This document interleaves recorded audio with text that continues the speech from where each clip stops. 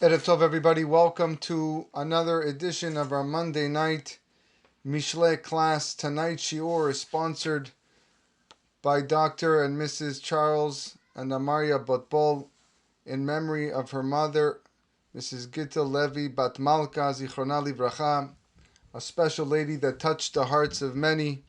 And Bezrat Hashem, may the words of Torah and lessons of life that we learn tonight be le'ilui nishmata, and she'll find her place in a higher level of Gan Eden. And again, Tihi Nafshat Tzura Bitzrod HaChaim. We are continuing with our study of Mishle in the 5th chapter, Pasuk Aleph, and we have a very, very incredible class tonight with a lot of potent, important messages to relay to you. And we hope we walk out of here tonight with a special, different understanding of how the Yetzer Hara, how the evil inclination affects us and what we need to do to overcome this. The beginning of chapter 5, according to many scholars, is actually the words of David HaMelech, King David, saying to his son Shlomo. Shlomo is obviously the composer of Mishle, so he's writing what his father is teaching him. And then only afterwards does Shlomo HaMelech instruct his children as to the teachings of his father. But he begins over here by saying, Beni lechochmati hakshiva. My child, be attentive to my wisdom. Litvunati hat oznecha. This pasuk, our rabbis tell us, introduces the subject of withstanding temptation, which is an area where man's quest for pleasure blinds him to the dangerous consequences of such a course of action. And Shlomo HaMelech is informing us that only with farsighted understanding, and that understanding only comes through wisdom and understanding, Chokhmah and Binah, which we've spoken about over the series of lectures on Mishle. Only through that can a person withstand the demands of the senses that a person gets of immediate gratification through the Yetzer Hara. I want you to think about and imagine all the times in your life that you have succumbed to the Yetzer Hara, to the evil inclination. And if you knew, if you had the far-sighted vision of what the result would be and what the consequences would be of that action, ask yourself now, would you have done it? Would you have listened to the inclination? And the answer is most probably no. And therefore Shlomo HaMelech says, Lidvarai akshiva lamarai hatoznecha. Hatoznecha is incline your ear. Figure out and try to discern what is going to be in the end. Play chess. What is it 6 moves ahead? And if the answer is, maybe I shouldn't do this, then it's maybe smart not to follow the advice of the Yetzer Hara. Pasuk Bet, Lishmor mezimot v'da'at sefatecha yinsoru.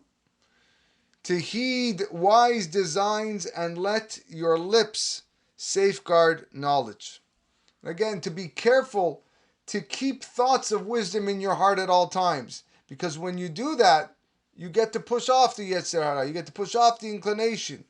When you speak words with your lips, you are attaining understanding, you're attaining da'atu tvuna, wisdom, Torah wisdom. And Torah, we've studied before already, is the tavlin, is the remedy to the Yetzer Hara. And now he begins with a more metaphorical explanation. Ki nofet titofna siftei zara, vechalak mishemen chika. For the lips of a strange woman drip honey, and her palate is smoother than oil. Chachamim tell us here, this strange woman, this zara, is a metaphor for heresy. And the strange woman is a married Jewess who is forbidden to another man. And the sense of the metaphor, of the mashal here in this pasuk, is not to be enticed by the strange woman, by heresy. Because the heretical words are words that are sweeter than honey. and whose palate is smoother than oil, choosing honey, which is a kosher product from a non-kosher insect, the bee is non-kosher, as a metaphor, teaches us that even innocuous works written by heretics may convey attitudes and ideas that are against the Torah, and therefore to be avoided. We have to be able to filter out the honey from the non-kosher bee. Rav Saadia Gaon views this strange woman as a symbol for all of life's pleasures.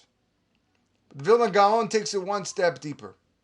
And he says, there are two stages of difficulty which the Yetzer Hara, the evil inclination, imposes on a person's performance of a mitzvah.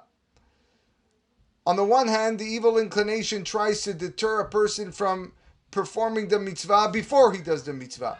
He makes it seem very difficult in his eyes. Maybe it's something you cannot accomplish. He'll give you a whole bunch of reasons and excuses not to do it. And even when he's performing the mitzvah, the Yetzer Hara tries to prevent the person from deriving full pleasure from it in this world. And therefore, the two statements that we mention in this pasuk contrast this with the sweetness of sin. Number one, the forbidden women's lips drip sweetness of honey, says the Vilna Gaon, as she entices a person before he actually sins. Number two, while he's sinning, while he's transgressing, the sin seems to him smooth as oil, because he enjoys great pleasure from his deed. And therefore, a person needs to exercise wisdom and understanding extremely well, because that's what's going to protect him from this strange woman. The Shla Kadosh advises us, if the Yetzer Hara tells you to commit an Averah, what should a person think? How can he combat this? So he writes that a person should say, maybe Hashem is testing me right now, just like he tested Avraham Avinu, this week's parasha. Think, perhaps this is one of the key tests in my life. And if you have that in mind, you're going to pass your test. And he continues to say that when a person knows that he's being tested, he will be very vigilant and he will pass the test. To think those thoughts, because HaKadosh Baruch Hu sends us challenges to test us, to test people. And fortunate are the people who always think about God. Interesting, I saw a beautiful remez allusion to something that takes place in this parasha along these lines, in this week's parasha. Although it's not a parasha class, but it's not a coincidence that this week we have the ultimate Avraham Avinu's 10 tests, the sacrificing of his son Yitzhak, Akedat Yitzhak. And as he's proceeding to sacrifice his son, the Torah tells us, Vayisa Avraham et enav, vayar vehine ayil achar nechaz bekarnav. Avraham raised his eyes and saw that, behold, there is a ram, another ram entangled in the bush. This is after the angel told him not to sacrifice his son. What is the definition of ayil achar nechaz bekarnav? Another ram. Was there more than one ram? There was only one ram. So why does the Torah have to tell us ayil acher, another ram? So the Or LaShamayim has a beautiful chidush in the name of the Jose of Lublin. And he says, what does it mean, ayil acher, another ram? It suggests that the Akedat Yitzchak was not just a one-time event that happened with Abraham and Yitzchak. But instead, whenever a Jew is tempted to do an Averah, whenever the Yetzer Hara is attacking a Jew and wants him to sin, and trying to get him to succumb to sin, and he refrains, and he holds back, that's an ayil acher. That's another Akedat Yitzchak. It's another sacrifice that the Jew made, just like Avraham and Yitzchak sacrificed themselves. Unbelievable chidush. And therefore, every time we beat and defeat the Yetzer Hara, we are performing another Akedat Yitzchak. והחריטה מרה כלענה חדה כחרב פיות. But her end is as bitter as wormwood, as sharp as a double-edged sword. The double-edged sword is doubly lethal. And therefore, a person who involves himself with an adulteress, not an actual adulteress, but we said here the strange woman, person that involves himself in heresy, leads to death in this world, God forbid, and the loss of his chelik in Olam Haba. I saw an interesting perush on this pasuk by the Chevel Nachala, and he says that this pasuk warns the people specifically to be cautious about what they read. And just as wormwood, once consumed, tortures a person with its bitterness, la'ana is aina, is to torture, he writes, so too harmful reading material may seem very enjoyable at that moment, but it causes immeasurable spiritual torture. And even when a person tries to be selective, a person can make a mistake, like someone trying to grab a blade in the middle of a double-edged sword. He's going to be cut, no matter where he touches it. And maybe there's no truer statement when you think about current day magazines and print media. When you think about all the advertisements alone, let alone the articles that are written, are dirty, they are filthy. It is scum to see the images portrayed on these advertisements. The covers of these magazines draw a person's eyes. It's impossible not to stare, and it's right there. Society has it that we place these magazines everywhere you look. You can't shop at a supermarket without having these magazines glare right at you. You can't do anything. You can't avoid it. It's there. And you read the captions, you read the headlines, and you ask yourself, this is what we're showing the public, this is what we're showing the society. I take my kids to a supermarket and this is what they have to read, this is what's there, and this is technically the kosher stuff. We know where the non-kosher stuff is. That's hidden in the back, pretending no one can access it. This is in front of us. When I was studying in yeshiva, at the time, I couldn't understand why the yeshiva didn't allow the regular magazines. Forget about the tabloids. They didn't even allow sport magazines. You know, for us, growing up, we love sports. Why can't we read a magazine about sports? But today, I realized what the yeshiva was trying to impart to us. It's not just the sports that's in the magazine. Halvai, it was only sports in the magazine. But no, it's the advertisements. It's the scum pictures that you find in there that are just poison to the eyes. And maybe this is what the Chevel Nachala is trying to say over here when he says that you can try to be selective. You think you can just skip it over, but it's like grabbing a double-edged sword. It's bound to cut you. This is what it is. Raglea yordot mavet, she'ol tza'adea yitmochu. Her feet descend to death. Her footsteps come near to the grave. The Al-Shich explains these psukim as a warning to beware of the Yetzer Hara. Just like the forbidden woman, the Yetzer Hara comes as a friend, concerned about you. He's concerned about your welfare. He entices you with happiness. He entices you with promises of pleasure. And the truth is, the opposite takes place. He's the bitter enemy. Our rabbis tell us in the Gemara, Hu Satan, Hu Yetzer Hara, Hu Malach HaMavet. He is the Satan, he is the evil inclination, he is the angel of death. The very same force that misleads a person to sin goes in front of God and indicts the sinner, and then gets God's permission to kill him. What a very scary thought. This is a pure backstabber. The accomplice turns into the informer, which turns into the executor. You thought this person was on your side. You felt you had the inclination to confide with, oh my gosh, I feel a little bit okay, No, In the end, he's going to backstab you. He's going to tell God, this is what you did, and you're deserving of so-and-so punishment. Ora chayim pen tefales, nau magelotea lo teda.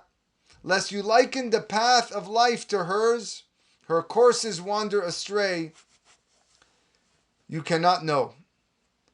A person should not weigh and compare the ways of Torah against the ways of the forbidden women, the ways of heresy, like we explained. A person should not ask himself, which should I choose? Should I choose the Torah path or the latter?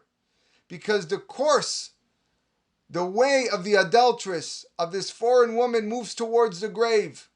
But if a person even begins to consider the evil ways of the forbidden woman, he will not know how to beware until he falls off the path completely. Lefales means to align. And the Metzudot explains, sometimes we try to compare things. Forget about choosing. We try to compare the wisdom of the Torah with that of heresy. And if a person does that, then the course that they take goes totally off path. There's absolutely no basis to compare the two whatsoever. According to the Malbim, says deeper that the metaphor of this pasuk warns against the philosophical attempts to prove God's existence. And there have been plenty over the course of history. Just as the detour past the house of the forbidden woman moves completely away from the straight path, and the person who follows it becomes lost and cannot find his way back, so too, a person who philosophically speculates, HaKadosh Baruch Hu leaves him confused. Rather than helping one find a firm foundation of belief of emunah, it entraps him with his skepticism. It makes it difficult and impossible to find the true path of God. You don't have to go so far back. The Hasid Ya'avetz notes that the Jews who faced the tortures of the Spanish Inquisition with an ingrained faith, with an emunah shelema, unquestioning acceptance of God, those were the ones who retained their faith in the face of the worst horrors imaginable. But those people whose belief in God was based on philosophy, based on analytical scholarship, those who were the ones who succumbed when confronted with the fiery scepter of the Spanish government, forcing them to convert to Christianity. Rashi, who cites a midrash, tells us famously that the Torah does not specify the rewards for performing various commandments. And the reason why the Torah doesn't tell us the rewards for mitzvot is so a person should not choose to perform only the ones that earn a large reward and neglect the others. If a person does so, attempting to choose which path he wants, this is not right. The Midrash compares this to a king who hired workers to plant an orchard without revealing the wages of tending to the different plants. And why? Because he feared that if the pay scale would be known, workers would choose to plant only the plants that would bring them the higher income, and the other plants in the orchard would be neglected.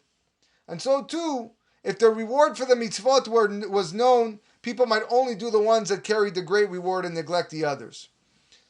Only in two cases did the Torah specify the reward for a mitzvah. For the kala shebakalot, the easiest of the easy mitzvah, shiluach hakan, sending away the mother bird before taking its eggs or its baby birds. And chamura shebachamurot, the hardest of the hard, which is kibud avaim, honoring the father and your mother. And Torah states that the reward for both of these commandments is arichut yamim, is long life.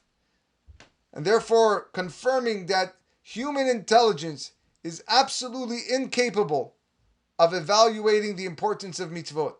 If something so small can give me long life, then something so much more difficult should give me even more? No, long life. We don't know how to measure the reward for our mitzvot. Be'ata banim shim'uli.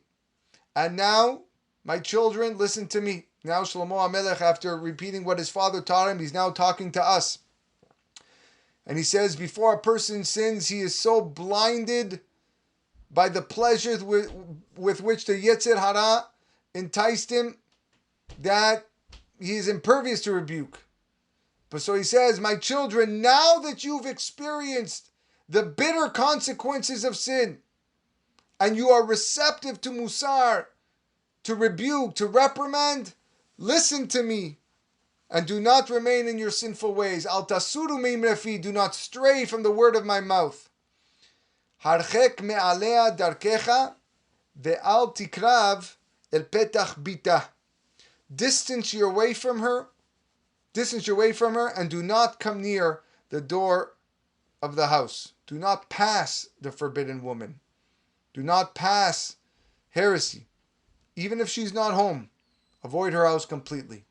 Metaphorically, it's a warning not only to stay away from actual idolatry and heresy, but even to avoid comparisons, even avoid books that discuss this, and analogies that may lead to heretical thinking, justifying them as a means to strengthen your Torah knowledge. A lot of people do this. I want to learn about the other side so that it will bring me to strengthen my knowledge of the Torah. Says the Malbim, you can't do this. This is an admonition, Shlomo HaMelech is saying, to keep one's distance from places of heresy and promiscuity. The Chachamim repeatedly stress that there is a spiritual danger inherent in being in the proximity of evil. A person cannot rely on himself and his inner strength to withstand the influence of such environment. That's why the Chachamim advise us that disengagement is preferable to confrontation. Rav Chaim Shmulevitz explains that Yosef HaTzadik, after being accused by the wife of Potiphar, he ran out of Potiphar's house, leaving his garment behind, rather than stopping to take back his garment. Why didn't he go back to take the cloak that he left? If he would have taken the garment, she would have had no proof, no evidence that he did anything wrong with her. Why? Because he refused to tarry for even a moment in a situation of potential spiritual danger. If I'm there for even 5 more seconds, who knows what that's going to mean for me? Who knows if I'll succumb to the Averah? A Nazir as well is not only prohibited from drinking wine, but he must also walk around the vineyard rather than through it, to avoid putting himself in a place where he'll be exposed to the possibility of eating grapes, which are forbidden to him. And therefore, when we deal with our own trials of life, a person is therefore advised to run away, flee from the temptations, rather than confront them. Pentiten la'acherim hodecha, lest you give your glory to others, ushnotecha le'achzari, and your remaining years to the cruel one. This pasuk warns against turning your heart to other gods by giving them glory and praise. The Gemara in Masechet Avodah Zarah, the Mishnayot, speak about how harmful it is to cause strange gods to be praised. Chachamim were so worried about this that they prohibited doing business with the Goyim, with the idol worshippers around the period of the religious holidays. Why? So that they should not subsequently go and thank their idols. In the 10 Commandments we say, Lo yeh lecha Elohim acherim al panai. Rashi asks the question, what do you mean Elohim acherim? You shall not have other gods. Are there other gods? There's only one God. How can the Torah say Elohim acherim, other gods? These gods are referred to others, he says, because they are as powerless as strangers. They are like acherim. They're like strangers to those who worship them. They don't even call out to them. They don't even respond to them. Ushnotecha le'achzari, and your years to the cruel one. Your actions will cause the glory that was given to you from heaven to be taken away and given to others. God forbid you will die prematurely. You will be under the dominion of the Sar Shel Geinam, the master of Geinam. Penisbeu zarim kochecha va'atzavecha bevet nochri. Let strangers be sated with your strength, and your painfully earned wealth be in a stranger's house. Here Rashi interprets the strangers in this pasuk as the Kohanim of the Baal, the priests of the Avodah Zarah. These people will acquire your money through their falsehoods, and therefore all the money in the world, all the mass wealth that you acquired in your life, and all your hard work and labor to gain that money will end up in pagan temples. The Gemara Masechet Ba'abatra relates that Yirmiyahu Navi, the prophet Jeremiah, prayed that God punish his enemies by having their contributions, their tzedakah, go to fraudulent recipients. And by doing so, denies them even that merit of charity, that it does not go to worthy causes. And therefore this pasuk warns that a person's sins, God forbid, can cause all of his hard-earned wealth to ultimately enrich who? The coffers of false religions. And therefore his wealth ends up in the hands of aliens. A deserving person, a person who is zocheh, he will merit that his charity donations go to truly worthy causes. Venahamta ba'acharitecha bichlot besarecha usherecha. You will groan at your life's end when your flesh and your body perish. At the end of your life, on the day of death, when your flesh perishes, you will groan from heartache. Why is it that someone who is deathly ill, or someone next to a person who is deathly ill, why is it that we only find solace in the book of Tehillim and the holy books of scripture that we have in our Tanakh? Why don't people find solace in books of philosophy? And the answer is, once a person's physical powers have waned and he stands at the threshold of Olam HaEmet, at the world of truth, he recognizes where the truth lies. Even if he had other beliefs throughout his life, he now understands where he should be standing. Rav Eliyahu Lopian told of a Jew who had been an atheist his entire life, and he became critically ill. His doctor said that an operation could save his life, but it might result in a permanent loss of consciousness. Having no choice, the patient had consented to the operation, and as the doctors were about to begin, this lifelong atheist Jew was heard calling out, Shema Yisrael Hashem Elokeinu Hashem Echad. Because when you're there, when you're on the cusp of Olam HaEmet, and you have nothing to look back on, and now you realize it's all over and done with, or at least close to, all you have left is Shema Yisrael Hashem Elokeinu Hashem Echad. Rav Eliyahu Lopian as well here questions the redundancy of the phrase, when your flesh and your body perish, after the phrase, at your life's end. Why repeat that? And he explains with a tale of a poor person who, having no clothing, borrowed money on interest and purchased a piece of clothing, a garment. Since he had no money, the interest on his debt kept accumulating. And after several years, the garment wore out and had to be thrown away.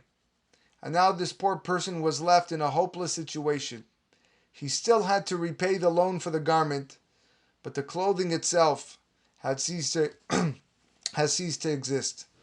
Similarly, says Rav Lopian, when a person will stand in judgment in Olam HaEmet, in the world of truth, he will be heavily in debt for all the pleasures in which his body had indulged in this world, while his flesh will already have rotted and decayed in the kever, in the grave.